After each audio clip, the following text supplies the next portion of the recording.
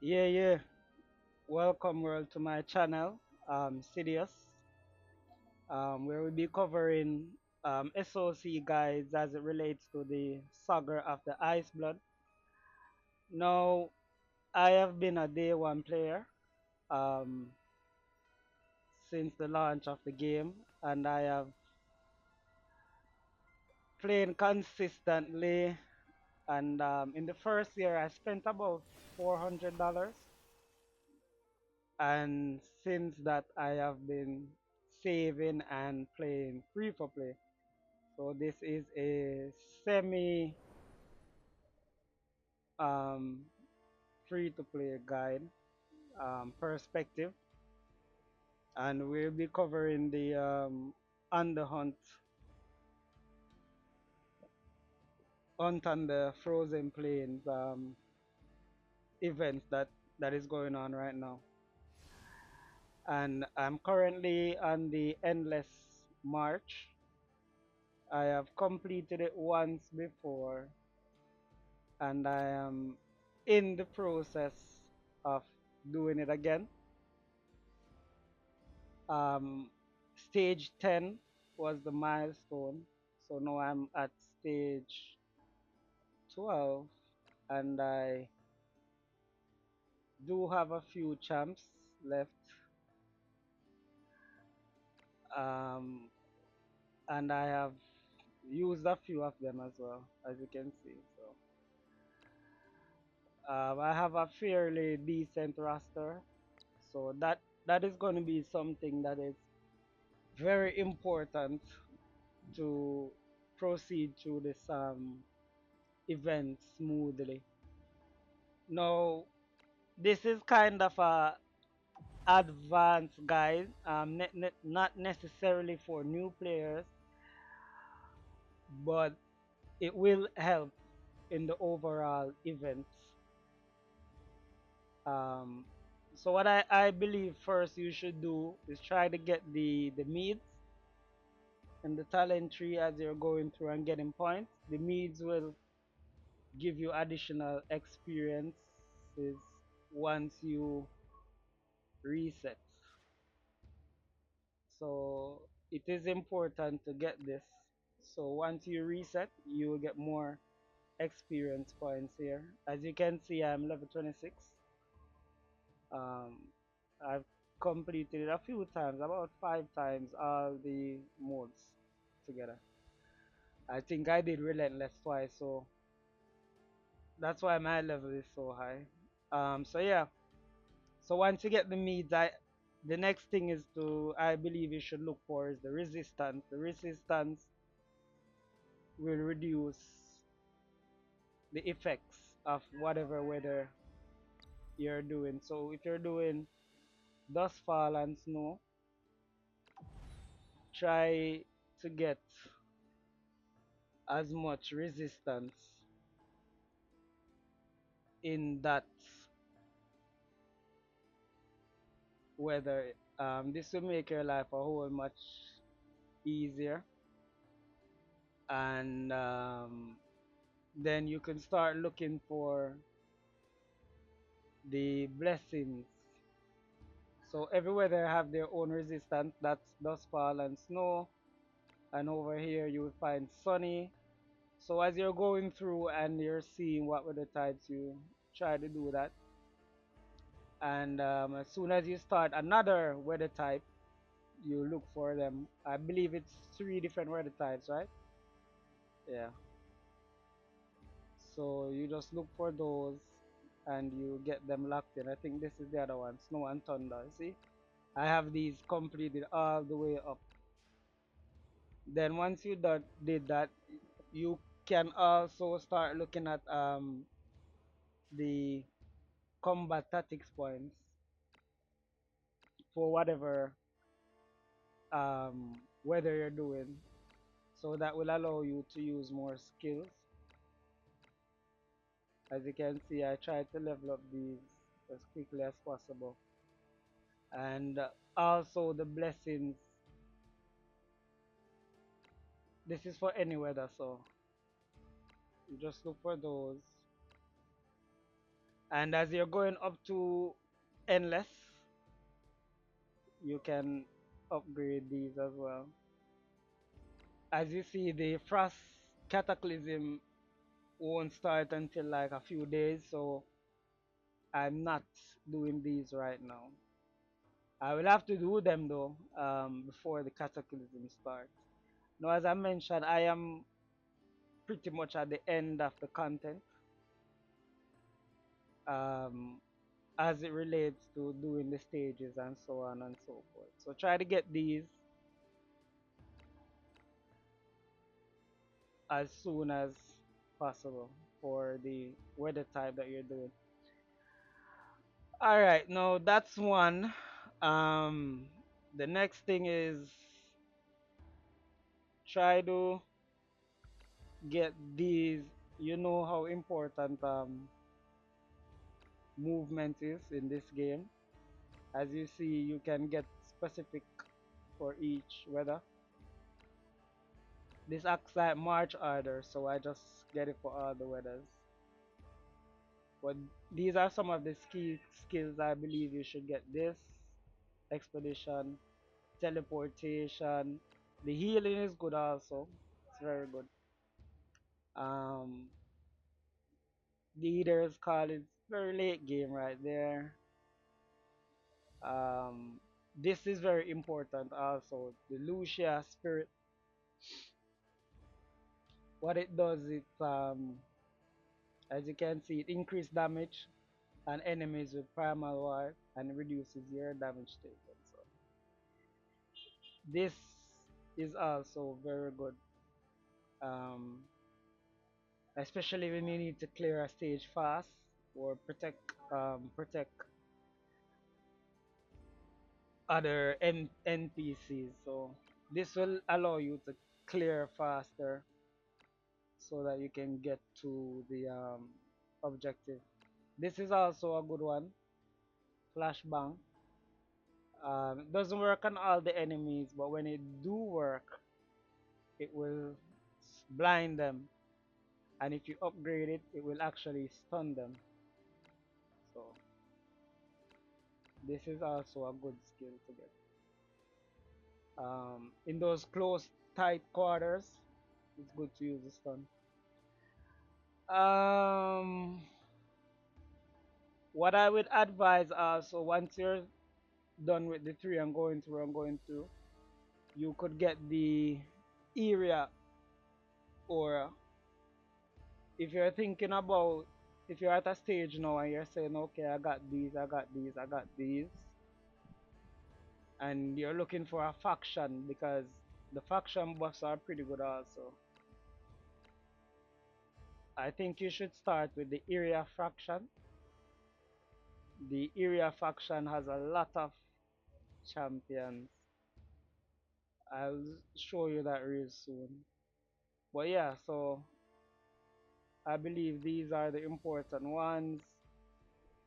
You get those unlock, you know. But as I said, get the mead, get the resistance, get the blessings, get the edges. These are what you should be getting. These, and if you're looking for a faction area, now I'm going to show you a little secret with area and why I choose area. I think that's not too much. All of these skills are pretty good, but these are the main ones that I'm using. Um, one thing about the faction is why I like area because there's a lot of area champs. Um, and like you could pick you could pick like Pamina to be your main, and then you could put her with like commands. It all depends. Or cause area has a lot of good champions. You could mix um or you could go a all area team with commons and legendary. So it's I think area buff is the best. Once you're at that stage to start with. See, I lose a lot of area. Yeah. All right. So that's about it as it relates to the champion pool. Now, one more thing I would like to also mention is the combat. Whenever you're playing combat, it is especially important to look at the stage and come up with a team that works well with the stage and what they're doing on the stage. So I'm just gonna load this in and I'll just bring you to a quick thought process of how I would actually approach this specific stage and then um, we take it from there. All right, so this stage, how I would approach this stage. All right, looking at this stage, you can see that they have ward broken and they have primal wards and yeah. Also, what this stage is telling me that I'm gonna need some blue seekers because the red will be weak to seekers. So it's red and blue. So I would select blue. So I would start with seekers. Look what seekers I have. And for this particular stage, I would probably use Sophia here. あなたの戦術楽しませてもらうわ。 And Sophia is area. Um, so I would go area and I would try to make a team around her that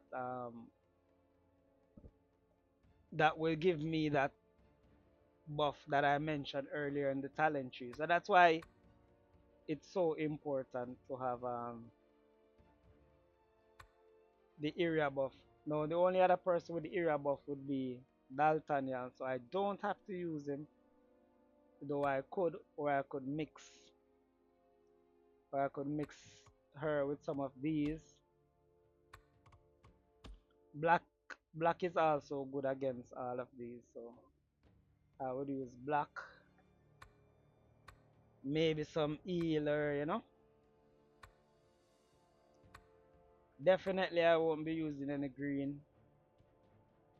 Green is gonna get wrecked by the red. I could use red. No, red is gonna get damaged. So I could use yellow or try to find a healer somewhere. So that's basically how I come up with the teams. One other thing is I know it's a little bit can be a little bit tedious, but if you're trying to mid max the your damage, try to have your try to save your presets so that when you move gear around you can always equip them. So I haven't set she up as yet or him. He's actually set up, so when I'm going to play him I just equip this. And as I'm going through and I'm going through Ragnita, same thing. So because I have been changing around gear, so you just preset. So each time you're using the units, you will have them preset. And you do this for even the low level characters that you're gonna use, like Enforcer, have him set up. And then if you do have the resources, I said this is not a beginner's guide. You just bring them up to level 60. And I would recommend to, if you can, bring them to level 10. If you're gonna use commons or rare characters, try to bring them to level 10. Get them equipped. You save the equipment, and then you begin the battle. And when you're doing a next character, you just do the same thing. You see all of these champions, I have them already preset, but I've been moving gear around, so you know,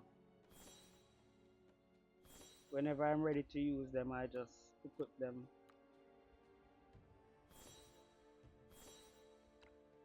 So the first time you're using them, you just set them up and you save it so that you can just do that when gonna use you're gonna use them. Very important. And this will save a lot of times and a lot of headache. Um, I think for the most part, um, that's that's it, what I want to share today. Um, so this is just a guide for the Saga of Bloods. I hope it's helpful to someone out there, and